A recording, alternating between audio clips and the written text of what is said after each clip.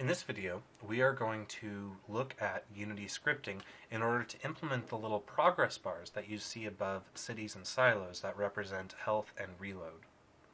To do that, we are going to have to create a game object that represents the progress bar, as well as a script that can actually, manage how the progress bar appears based off of a max value and a current value. And I'll talk a little bit more about that in a moment.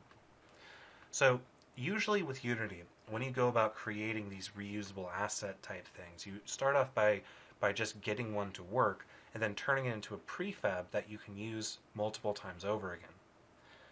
So what I'm going to do is I'm going to go up to game object and I'm going to create an empty, and I'm going to rename it to progress bar.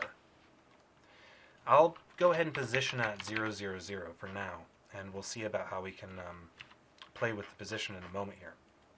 So here's our empty transform.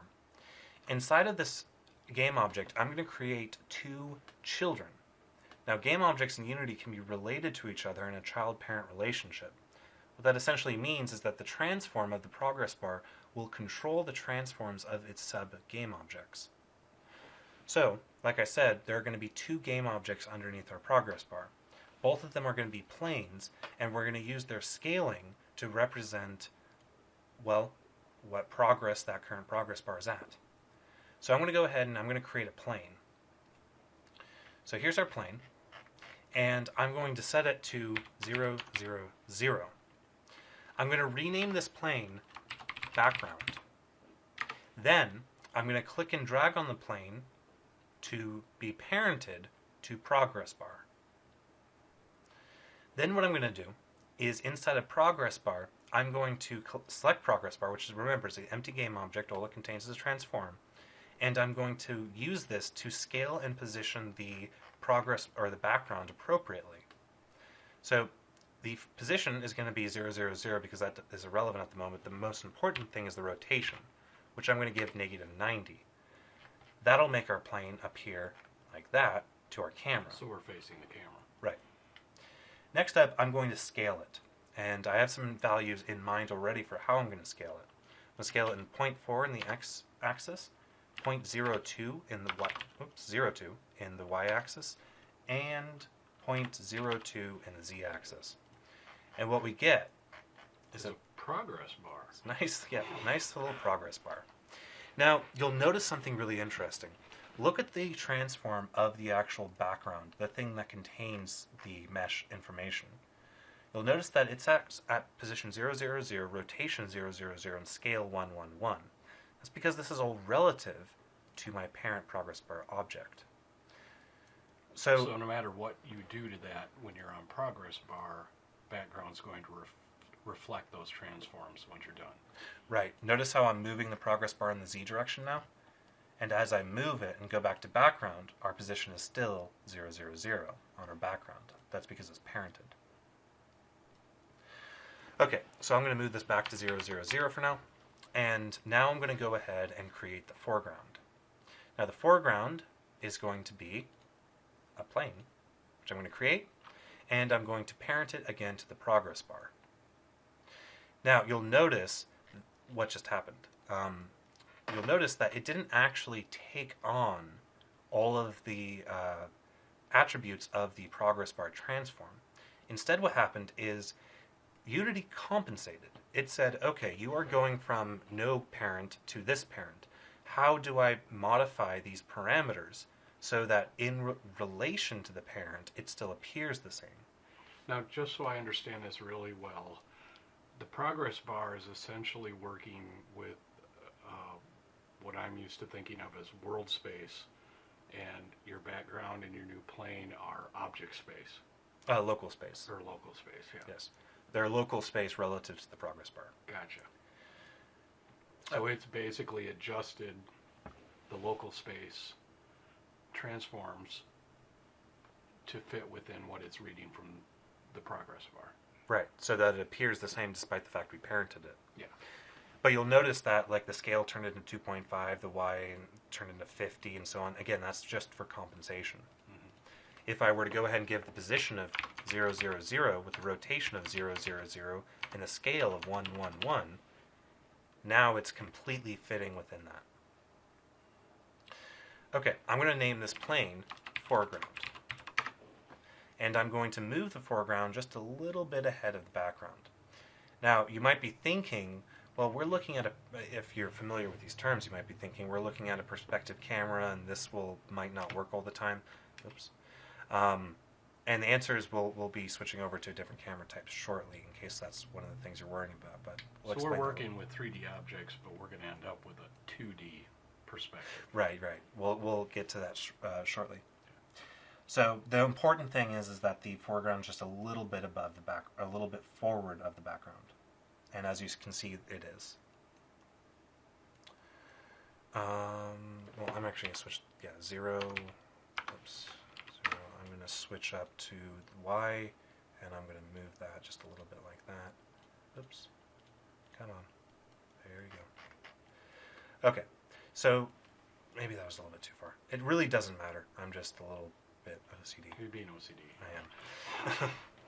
So now we have the foreground and the background, but they currently both look like white planes. To fix that, what do we need? Color. Materials. Yeah. So I'm going to go ahead and create 2 new materials. I'm going to create a health background material, which I'm going to make diffuse, and whoops, I just renamed my ground material health background. There we go. Health background, which I'm going to have a diffuse shader, and the color I'm going to give it is kind of I want a darkish red. Then I'm going to create the health foreground. Whoops. Going to create. Oh, come on, Unity. Don't do this to me. I'm going to create the health foreground. And I'm going to give it a slightly more reddish color. Then I'm going to apply these materials to my game objects. I'm going to click and drag on the background for my background. I'm going to click and drag on my foreground to my foreground.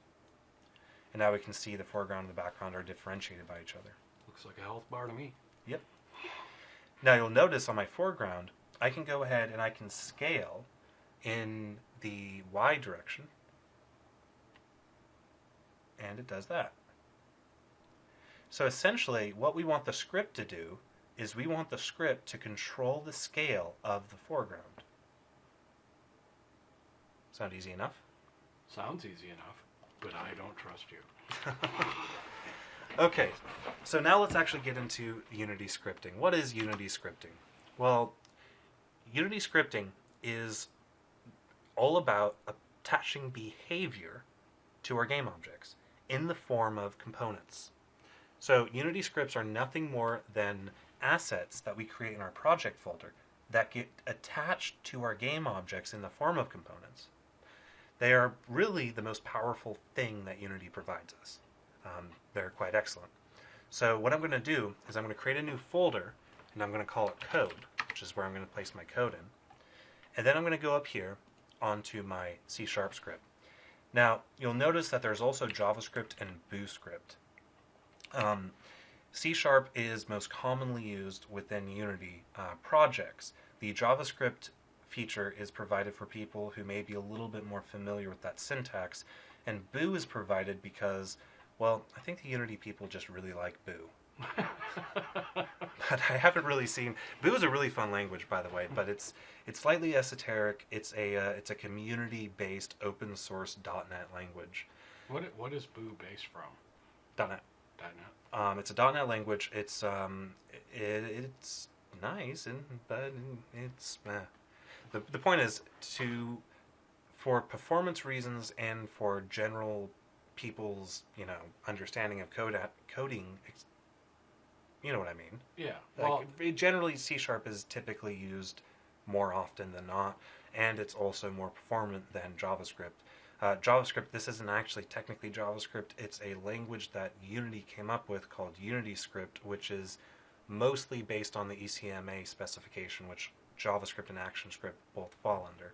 So if you're familiar with JavaScript or ActionScript, this will work all right, but we're working C Sharp. And basically, C Sharp's just going to perform better. Yeah, C Sharp being a language that is being maintained by, Microsoft as a language. The actual implementation is handled by the Mono project when used with Unity, which is a very stable, very mature, and very well maintained .NET implementation. Okay, great. Okay, so I'm going to create a new script, and I'm going to name it progress bar, and I'm going to hit enter. Okay, so let's talk a little bit about how we edit scripts within Unity, because we don't actually use Unity to edit scripts. We have to use an external program. Now, there's actually nothing wrong with using a text editor to edit these files. That's completely possible. But Unity actually has built-in integration with both MonoDevelop and Visual Studio. Because I like Visual Studio a whole lot, we're going to be using that.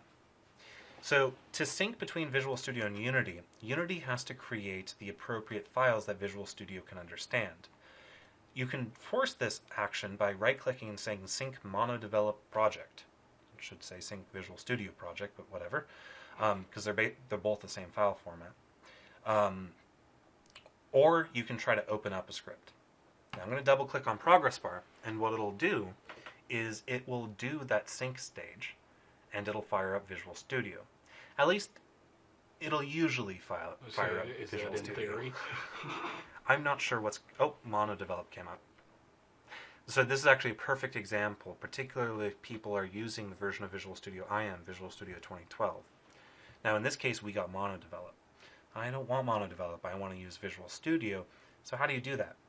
Well, instead of double-clicking on a script file, I could have just right-clicked and say Sync MonoDevelop Project, which it's already done behind the scenes for us. And then what I do is I open up the actual folder that our project is contained within, the actual Unity folder. The actual Unity project folder, our simple game. And I back all the way out, and we see a bunch of files have been generated.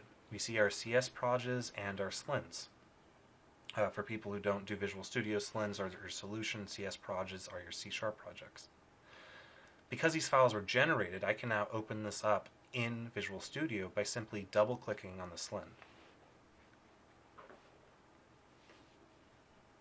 It's important to understand about C# scripting inside of Unity that these slin files and CS project files are constantly being regenerated by Unity whenever you add or modify a script within Unity. That's important because any settings I apply on this project or solution will be lost. If I were to add a second project by going to Add New Project and I added a new one, the next time Unity decided to sync your MonoDevelop project, it would be lost. If I went into References and added a new reference to a DLL, the next time Unity decided to sync your project, that change would be lost. That sounds bad. It does. We aren't going to be going over the ways that we can work with this. Instead, we're going to be just using Unity the way that it was, designed to be used in this particular case, by not modifying any of these settings. Instead, all we're going to use Visual Studio as is an editor. Now, you'll notice that we get an assets folder with a code folder with our file added in. Unity will add all .cs files and shaders into our CS proj, although the directory structure we're actually looking at is indeed our assets. I can prove that by clicking the Show All Files button up here in my Solution Explorer and seeing my materials and scenes appear as well. However, since Visual Studio doesn't understand how to edit these files, Unity does not add them into the Visual Studio project. Instead, all we see are CS files, which represent C# files. So I'm going to uncheck that.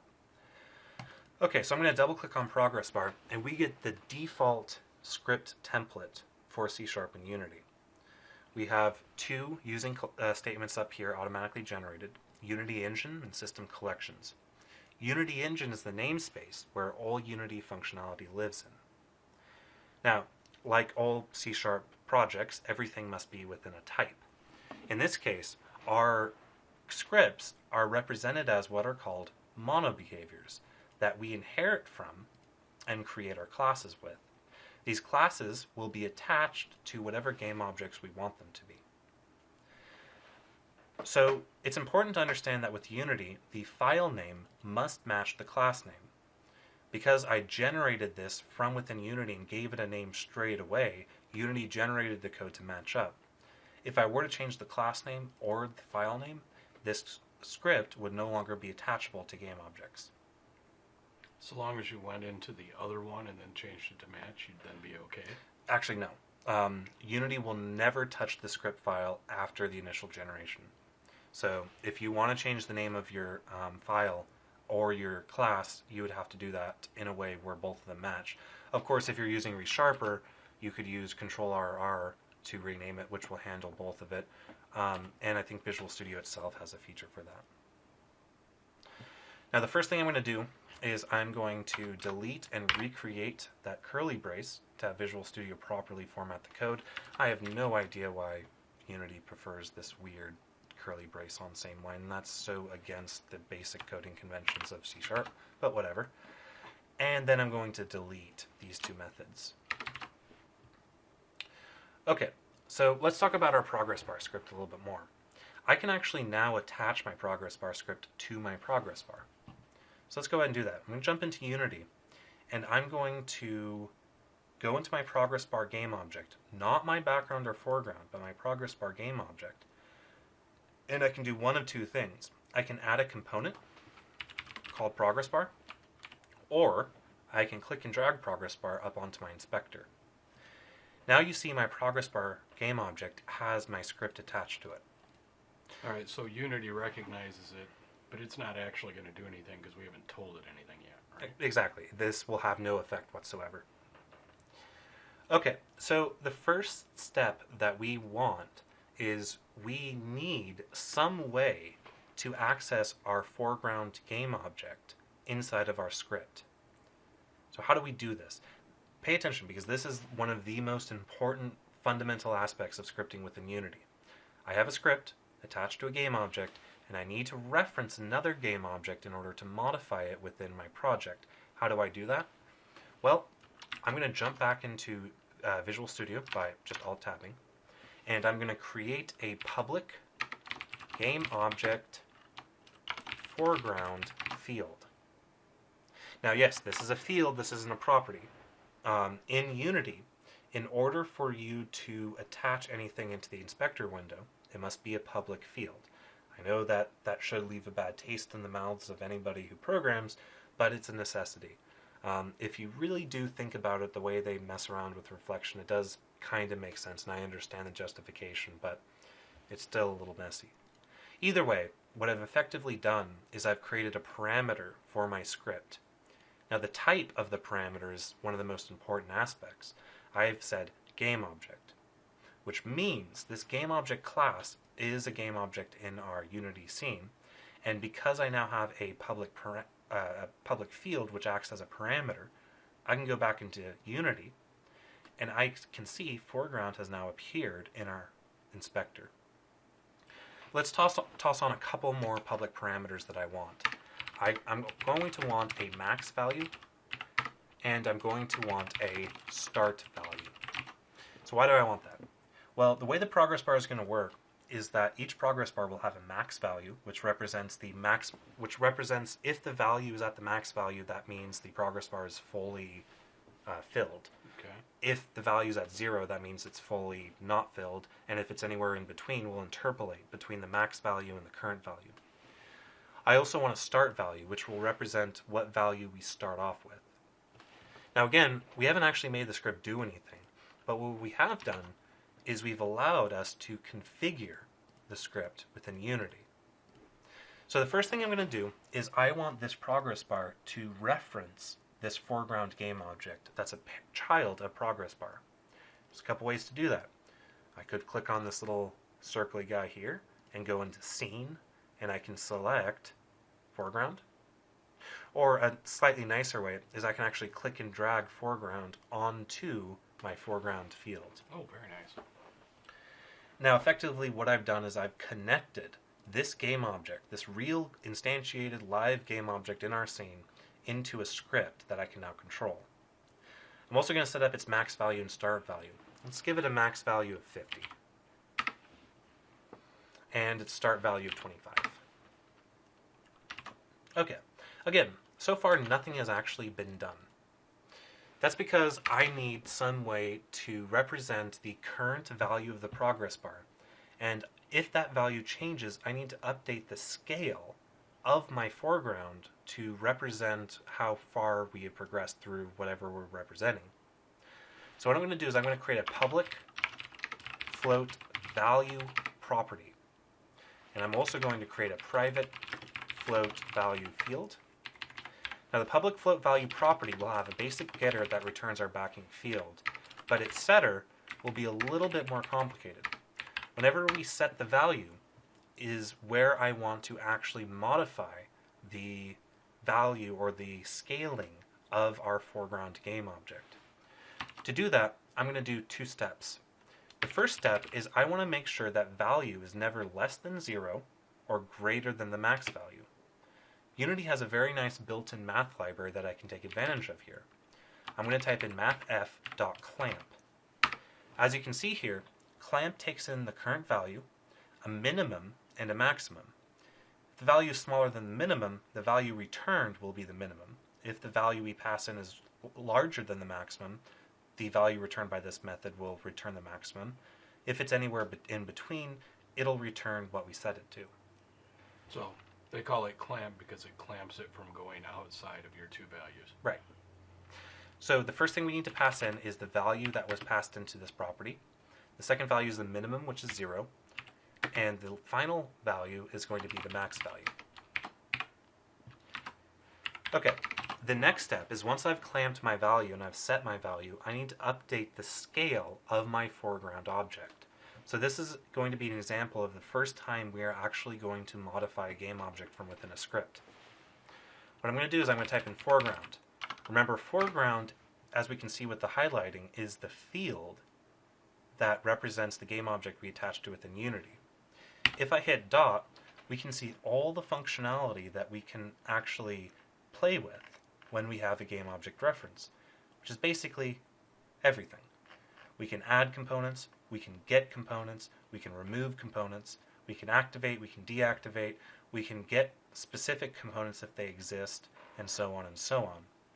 The thing I want to modify, however, is going to be the transform, which is basically GameObject.transform will allow us to modify the transform of the game object. And again, that was really redundant, but it works. Now, the transform has a variety of properties on it that allow us to, properties and methods that allow us to modify it. We can translate it, we can rotate it, we can look at, we can do all sorts of stuff, or we can just modify these properties such as local position, local Euler angles for rotation, local scale, which local scale is what we want. So what we want to do is we want to set the local scale to something that represents or has a visual representation of our progress bar. So I'm going to do is I'm going to set the local scale to a new vector 3, and I'm going to pass in 3 parameters, or 3 arguments, the x, the y, and the z. The x argument is going to be value divided by max value. That'll give us a value between 0 and 1 that represents what percentage the foreground needs to be scaled. Now you remember, it wasn't an accident the way that I set this up, where the progress bar is the one that contains the scaling information, and its children are all relative to that.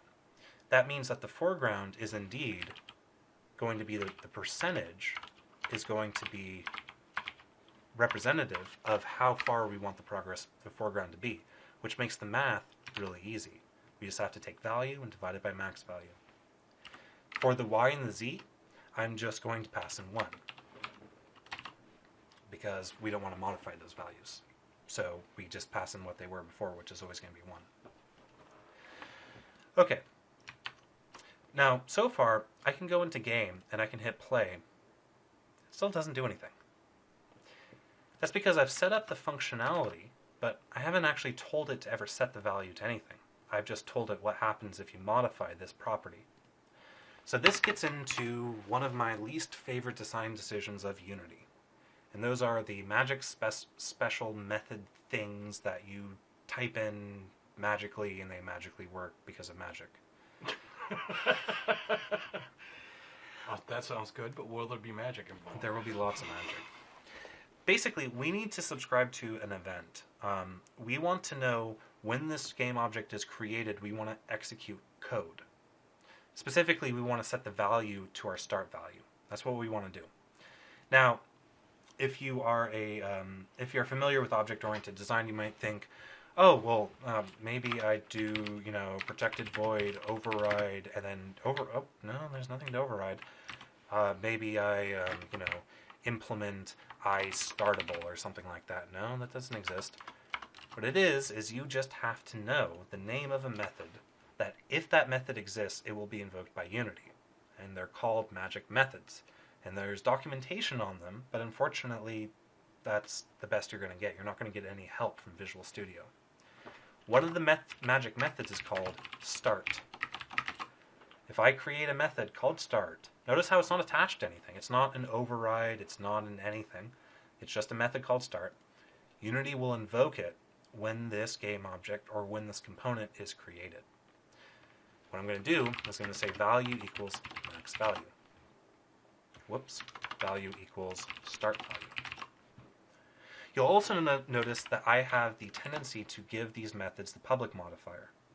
The reason I do that is because ReSharper will tell me, if they're private, that they're never used. Well, I happen to know for a fact that Unity is going to go behind the scenes, reach out and grab this method, but ReSharper doesn't. So it tells me it's never used and tells me to delete it. So instead of leaving it private, I just make it public out of habit so that that warning goes away. Anyway, so now when our component starts, we set the value property to our start value. When we set the value property, this code runs. This code will take whatever we set the value to and transform the foreground game object in the way that we specified. Which means, if I come back into Unity, and I see that my start value, is, on my progress bar, is 25, that means when I hit start, we now have... You're at half of your total of 50. Right. Okay, I'm going to set the start value to... I'm going to set both the max value and start value to 100. Actually, no, I'm going to do 150 just so we can prove that our scaling is working right. I'm going to write a little bit of code that I'm going to delete, and it's just for demonstration purposes. I want this progress bar to start, and I want it to slowly go down to 0. So to do that, I'm going to create what's called the update method. The update method is another magic method in Unity, and it will be invoked every frame. So every frame, if we want to do some logic, we do it inside the update method. The update method is the most common method that you are going to be using within your mono behaviors. Now, the update menu in here, I'm simply going to say value minus equals time.delta time times, 0.5f. Sounds about right. What this means is I'm going to be reducing my value by delta time in half. What's delta time?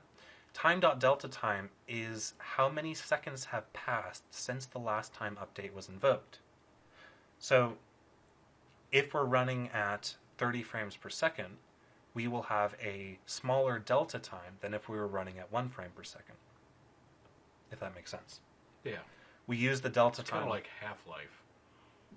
Not the game, but actual Oh, Half-Life yeah. measurements. We use this to whenever we involve time.delta time, our calculations will become frame rate independent. Because if I just said minus equal 5, then the behavior would be different if this game was running at 30 frames per second versus 60 frames per second. But if I involve time.delta time, it'll now be consistent. Now again, I'm just throwing this code in just to show you guys the update method and the time class. I'll be removing it in a moment, but let's go see if it works. So I'm going to hit play, and we'll notice that it is going really, really slow. Let's actually multiply time.delta time by 3. That should go a little bit faster. Oh, come on. By 7. You're being OCD again. I can see it shrinking. Okay, so now we see an example of our actual game object getting smaller because the value property of our progress bar is being removed from. So that's really cool. We now have our progress bar. I actually lied. I am going to keep this in for a moment because we have another thing to talk about, and I want this to be here for demonstration purposes. And that is, we've now created a progress bar component, but I want it to be reusable. I want to be able to use it for not only the health bars of my cities and silos, but also my reload timers of my silos. So let's go ahead and bring in a city, and let's attach our progress bar to the city, and let's make something called a prefab out of it. This sounds fun and exciting. Is it? Yeah. Okay. Actually, let's first talk about exactly what prefabs are. What do you think a prefab is? Well, I guess I would equate it to, like in UDK, if I brought in a series of different meshes to make a building, I could put all those meshes together and save that building as just a whole building. Yes, that's essentially what it is, except instead of meshes that we put together, it's game objects. I'm going to create another folder. I'm going to call it prefabs. Inside this folder, I'm going to create a variety of folders, but the first one I'm going to create is called shared. These are just going to be utility prefabs that we use in a variety of other prefabs to construct mega prefabs. No, mega prefabs isn't an actual Unity term, I just like saying it. Well, anytime you can use the word mega. Yeah. Okay, so how do we create a prefab? Well, it's actually very easy. You know the relationship between our project and our hierarchy, as in, I can take my ground material and I can apply it to anything I want as many times as I want, and that will affect my hierarchy, as well as I could bring in as many instances of a mesh that I wanted into my hierarchy. But there's actually the inverse relationship to that is a prefab, where I can take a pre-configured game object, I can click and drag it over into my project, and now I have a progress bar prefab. So basically, over in projects, you have all your building blocks, whatever they may be, and you can build your thing in your hierarchy or in your scene, and then you can just drag that back and say, okay, this is the thing I built, remember the thing. Exactly. The total thing. Yep. We can even see down here, if I click on progress bar, we can see the inspector. This isn't the inspector for this progress bar. This is the inspector for the progress bar prefab. So let's go ahead and talk about what that means. Before I do, notice how progress bar is now turned blue in the hierarchy. That means that this progress bar is now related to this prefab. Okay, so let's create some more progress bars. Let's see, yeah, that's good. Move that back. So now I've created a bunch of progress bars, and if I hit play, notice how they all independently move like that.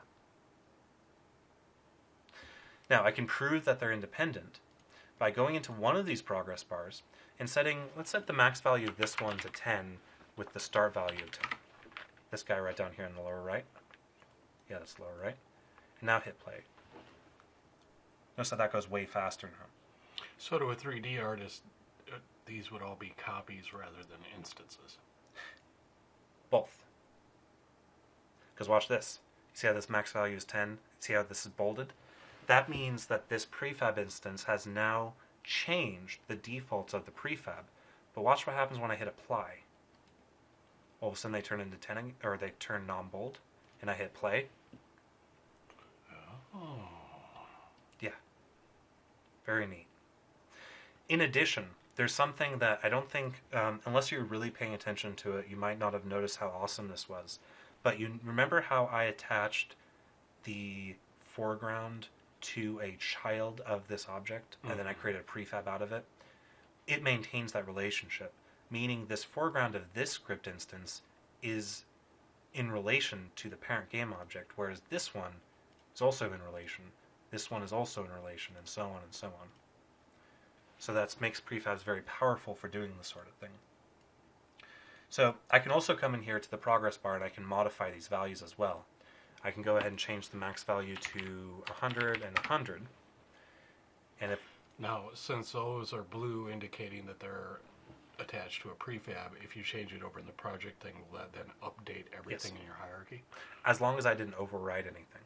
Okay. If I had changed this to 50-50 and then I come back into the project window and I change this to 150, 150, this one will still be 50-50, but everything else will be 150-50. Right, and that other one will only change if you go in and apply, basically, and turn it back into an instance. Yeah, if I apply, then it'll apply to everything. Yeah. Changing here and hitting apply is this exact same thing as coming into here and modifying it directly. Gotcha. So basically, it's a way to jump back and forth between being a copy or an instance. Yes. That's sweet. Mm-hmm.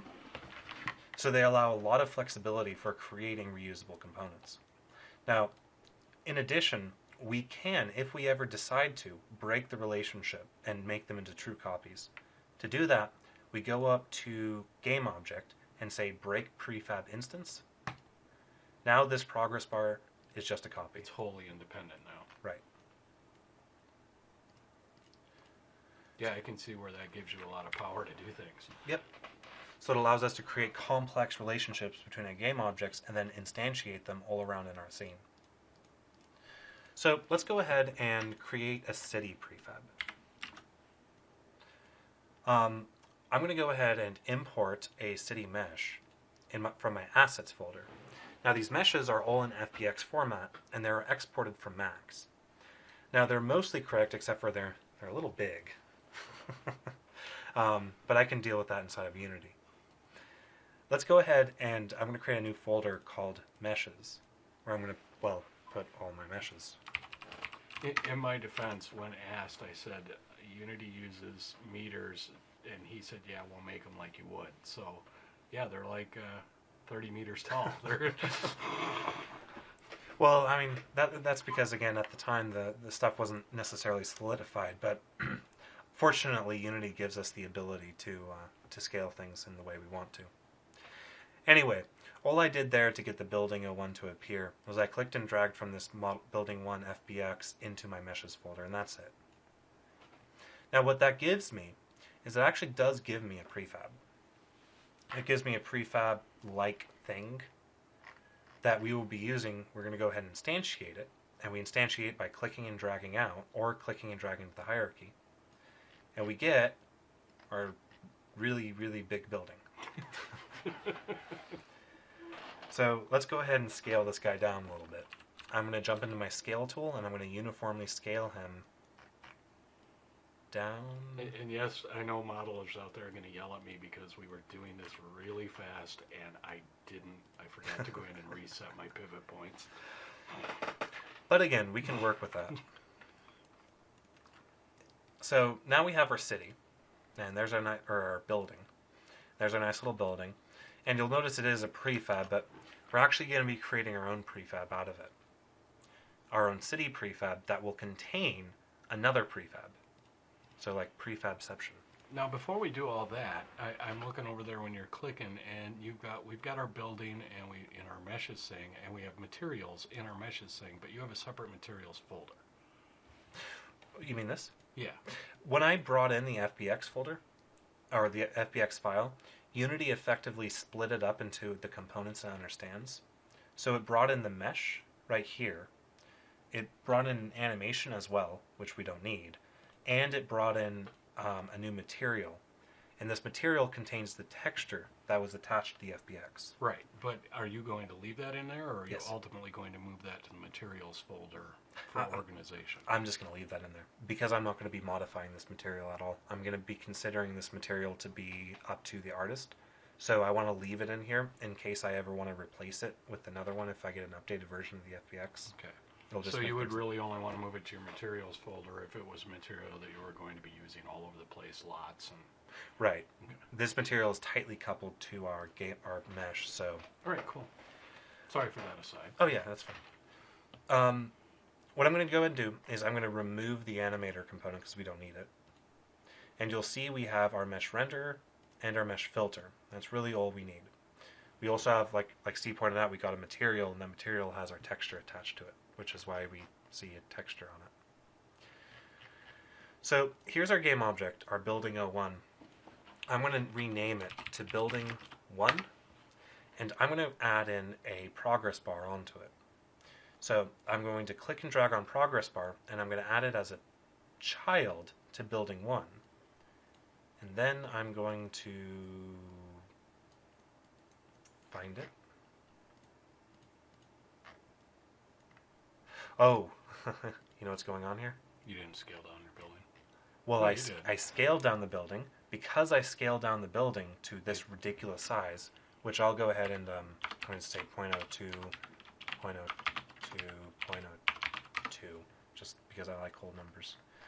The progress bar is really, really, really, really small. So when you made that a child, it took on those properties and shrunk itself? Right. Now there's a way to get around that. I'm going to delete that.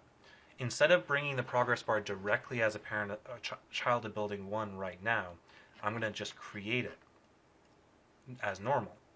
Then I'm going to click and drag it onto building 1.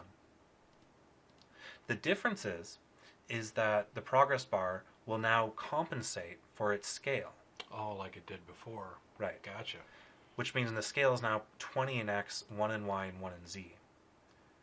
Remember how this is 0.02, 0.02, 0.02? So it compensated for that. It's basically whichever way you do it is whether that, in this case, the mesh is talking to the progress bar saying, be this big, or the progress bar is looking at the mesh going, I'm going to make myself this big. Okay, so to help with positioning, I'm going to set both the building 1 and I'm going to first set the building 1 to 0, 0, 0. Then I'm going to set the progress bar, make sure that's 0, 0, 0. And then I'm going to position it. I'm just going to eyeball this and move it in a way that looks fairly appropriate. Jump into my game, and we now have a city with a progress bar. So now, having done that with your first one and gotten it pretty close, could you look at your position and pick a fixed value like 70 and 200? Yeah, I'll go ahead. And then that way you've always got a value that you know. Well, the great thing about it is I don't need to know a value. And the reason I don't is because I'm going to jump into prefabs. I'm going to create a new folder called buildings. And I'm going to click and drag building 1 into my buildings folder. And now it'll just always be that way. Yep. So now we can create as many building 1s as we want, which they come out really small. Or they come out small because of the perspective, obviously. They're actually not that small. It's that perspective. Anyway, so... Thank you, that freaked me out. I was like, oh no, what did I do wrong? What did we do? So now we have a building 1 with a progress bar. And that's nice. And stuff. And there you go. Yep. What I'm going to go ahead and do is I'm going to create one more city, and then we'll go ahead and wrap up this video. So to create a new city, I'm going to or a new building, sorry. In an older version of this game, I was referring to them as cities. Well, yeah, they were just a bunch of pixels for one whole city. Yeah. So now I'm going to bring in building 2. I'm going to import it. So now I'm just repeating the steps for people. I'm going to drag building 2 out into my game world. I'm going to set it at 0, 0, 0. I'm probably going to just steal the same scaling I did with building 1, which was 0.02. 0.02. I remembered. See, that looks about. Nah, that's fine. Well, it's small. Oh, come on. Maybe the other one's just like the Space Needle. Yeah, that's fine. I'll just leave it at that. Then I'm going to rename this to building 2. Again, that was with the F2 keyboard shortcut. I'm going to bring out my progress bar. I'm going to set my progress bar to 0, 0, 0. I'm going to set U to 0, 0, 0. I'm going to parent my progress bar with building 2. And then I'm going to eyeball the position of the progress bar, which it looks like this pivot is like in the opposite direction or something. So 70 and then 100. Yeah, that looks good. Then I'm going to click and drag out building 2 onto my building 2. So now we have 2 buildings that we can play with. You might be wondering, well, how do buildings take damage? How do they know when they're destroyed? Blah, blah, blah. We'll be talking about that more once we expand on our building scripts. But for now, I wanted to use the progress bar as a quick introduction to Unity scripting, as well as a quick introduction into how prefabs work. So, Look at that. That's really cool, man. yep. Just to wrap up, we have all the code was required was for this. I'm going to remove the update method because in the future our damage will be being taken from actual missiles and not Yeah. time. Now, just to reiterate what you said before, since you're only editing in here, you can write that script and save that out to Unity, and then it doesn't matter when you come back and do another script. It doesn't do any of that updating mess that you were talking about. Well, it will if I added a new script to Unity, and we'll see an example of that, I believe, in the next video. And we'll talk a little bit more about how to handle Unity's integration with Visual Studio. Great. Okay. Awesome.